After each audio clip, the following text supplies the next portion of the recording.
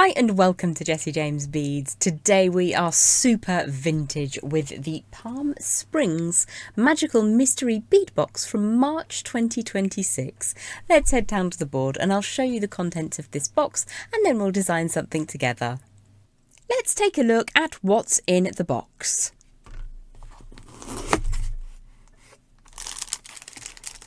Sophia in beautiful hues of blue.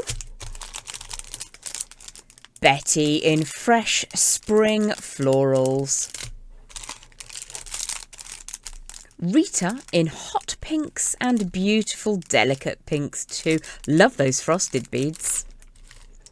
We have got the 3 palms. Oh my gosh, those are gorgeous, absolutely exquisite detail.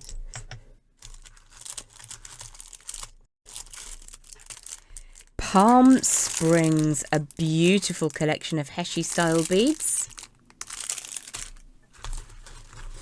Poolside, very aptly named, I believe. Look at the colours in there, gorgeous.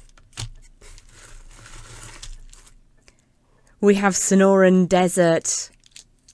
Some lovely tones in there and composite beads to play with.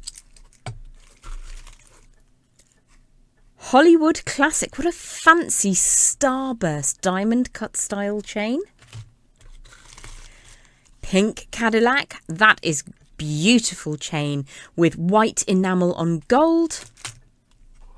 We've got 3 large links. You can use these as chain shorteners as well, you know. And then we have got, I absolutely adore these, palm trees and cacti. Those are fabulous. This is such a vivacious and fun collection to work with. We're going to make a Palm Springs bracelet together. I separated the chain into 2 pieces and I'll show you how you can achieve that in just a second. But this is the project we're going to make. An elegantly haloed bead sits at the centre of a handcrafted bracelet. Let's just pop that to one side. So I am going to use one of these beautiful composite beads, absolutely gorgeous colours in this. I'm also going to use this white enamel and gold colour chain, and I will be able to make 2 bracelets out of this piece, but you may prefer to make one slightly longer if you wish. So to show you how to separate the chain, I'm going to take 2 pairs of flat facing pliers, straight and bent chain nose pliers. I'm going to find the approximate centre on my chain, and you will see if you look up closely, one of the edges of the links, one of the long ends, has got a split in it, and that's where we're going to open this chain. So we're going to open it as if it's a jump ring, so we'll grip either side separately and then just pull them so they open like a door. So if I take one of those halves out, you'll see that you've got now 2 segments of chain. So I was able to make 4 segments of chain in total to make 2 Palm Springs bracelets. So I do also have the spare link from when I separated the chain. So I'll just show you how to close this one up. So it's exactly the same thing, but in reverse. Grip either side of that chain link and bring it back together. Now you do need a good grip, but it is perfectly achievable. I've got arthritis in my wrist and some of my fingers, so it is doable for you too. So let's have a look at those 2 pieces of chain. They're actually the same length, but what I'm going to do is add in this spare link to make one side slightly longer. Now you can keep them the same length if you prefer, or you can take that extra link and add it to one side of the chain, just to give you a little extra length in the design. I've got tiny wrists, unlike the rest of me, so for me 6 or 7 links on either side is absolutely perfect. So there are 2 parts to today's tutorial, and they are based on one key technique: generating a tidy wrapped loop. So let's cut from this 18 gauge round, medium to firm temper gold colour wire, a 6-inch length to begin with. We'll just allow that to pop down to the desk. And we are going to warm through that wire first.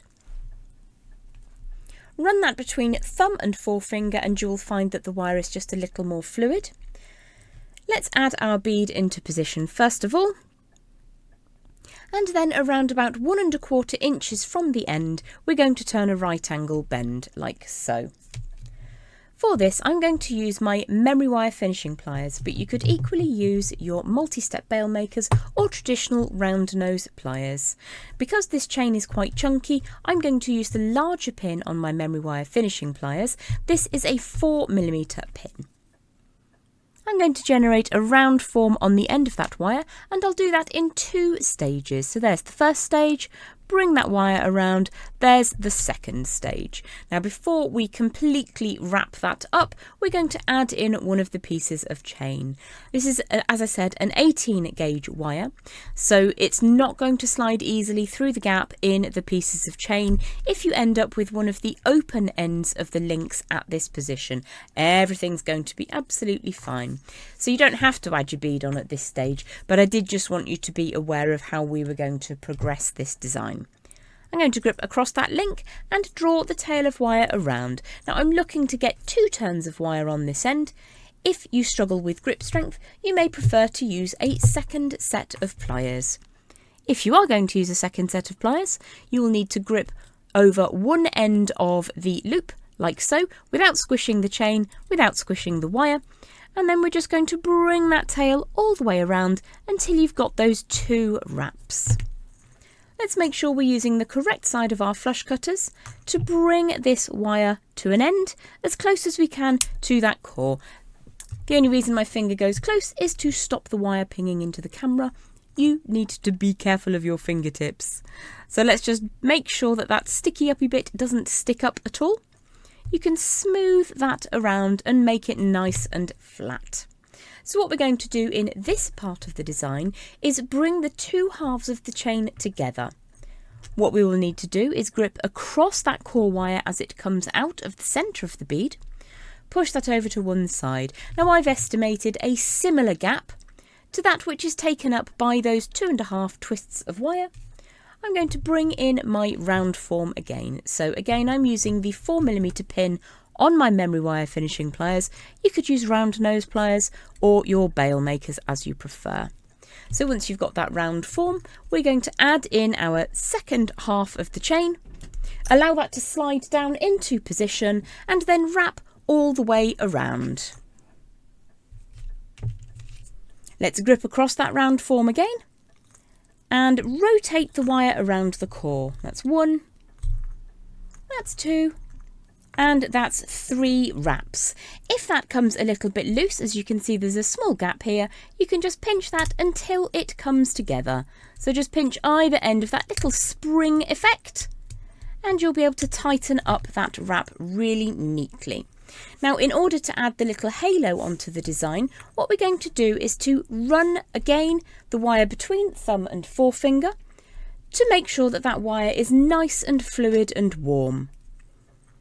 If you take a look at the design in this orientation, you'll be able to see that the wire is coming off the top of the core. And what I want to do is to draw that all the way around the side of the bead and bring it underneath the core on the far side of that bead. So let's make that toasty warm to begin with, and then we'll draw that all the way around underneath. It's not difficult to just lift the chain out of the way, it slightly gets in the way when you're demonstrating is all.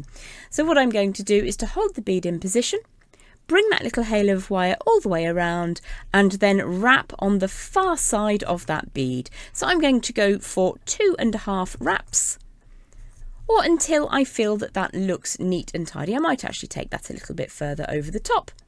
Tiny tail of wire to trim away, so let us again use the correct side of those flush cutters, making sure we look after our fingertips and get that little residue of wire in the scrap pot. To finish this part of the design off, we're just going to make sure that the sticky uppy bit doesn't stick up. So let's take a look at it. You can see the cut end just glinting in the light here.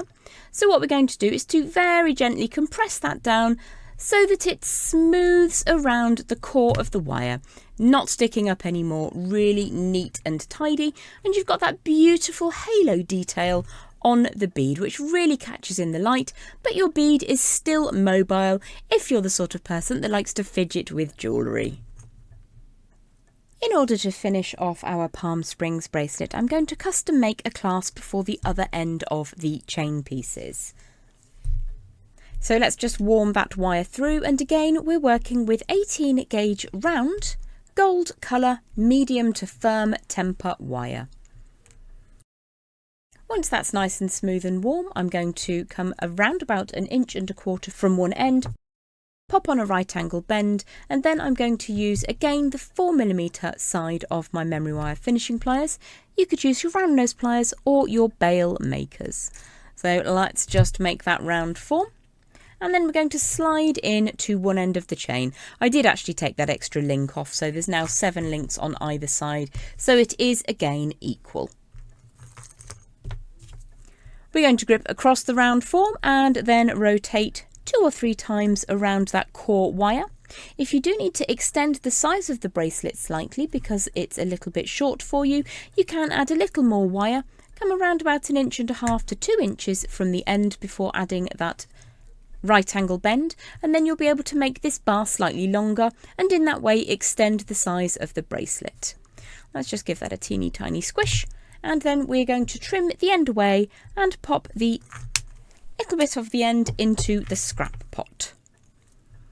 So let's give that a squish, make it nice and neat and tidy, and if you need to you can compress that little spring so that it's a really tidy little segment. So again, what I want to do is to run my fingers over the wire to make sure it's nice and smooth and as warm as possible. To create the clasp round shape, we're going to use probably step number 6 on the bail making pliers, just to make sure we've got a really good easy access clasp. But before we get that into position, we're going to need to create a right angle bend coming away from that little stack of wraps. Let's take in number 6 on those bail makers and draw the wire all the way around until it crosses over like so. So we've got that rounded form. What we're going to do now is to pop those bail makers back in and use the smallest pin. If you prefer, you can use the smaller side on your bail makers. What we need to do is to make a really teeny tiny circular form on the end here. So if I bring this out of the way and grip like so, what I'm going to do is bring the wire back around and over the top. Before you get all the way around, you're going to need to take your pliers out and reposition them so you can complete that circular form on this handmade clasp. Once you've got the second circular form, the much smaller one, we're going to bring in those flush cutters and make sure that we're using the flush side to cut the clasp at the point where it crosses over the larger round form. So do mind your fingers. Trim that wire away. And there's a usable tail here, but that's all I had left on the reel, which is why we used that length of wire.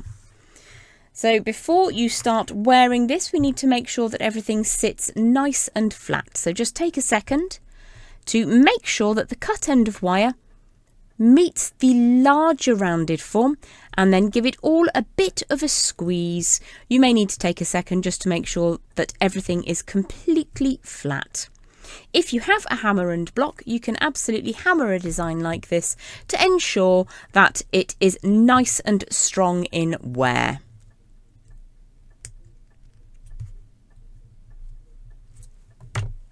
So once you're ready to pop that on, you can absolutely just link through the large loop on the other end of the chain. What I tend to do with this clasp is to hold the link over the back of the wrist and then bring the clasp up to that last link, or you could always ask a pal to help, but you can absolutely pop this one on all by yourself.